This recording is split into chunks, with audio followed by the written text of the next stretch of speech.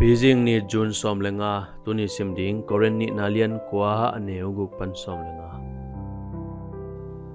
No te na kisap khim pe na nei thei na ding le midang te hu na ding zong na nei thwa thei na ding un pasian in hong pe thei hi.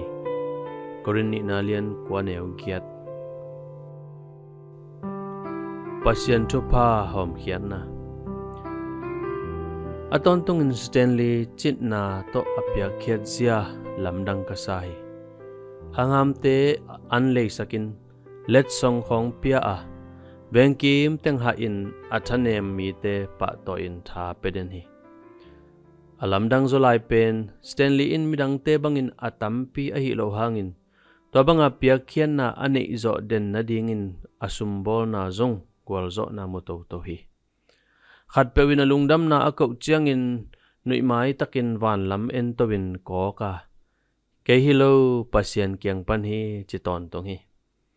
Pasien hu na to mi te ahu ka hi chi in ken ton tong hi. Hipen polin Korean ni nalian ko sunga agel pia khian na a hi. Korean tu te pia khian nop ziale. Akigin ziau thupi sa in. Akai khop sa hu na te avalak ding zong lamet na ne hi. Chit na le lungdam na to pia khiat ding na han to na. To banga apekhete pasien in thaman apiak ding bekilowin. Atam zo apiak zo na ding in thupa petwa lai ding chi zong na gen hi. Pasien in piak zo lo pi ape ding in zong hong lamin masalo hi. To sang in sumle pai hunle phale siam na akiching takin hong pia hi. Ikisap te hong sika hun khem pewa chit na to hong pekhe zo sakhi.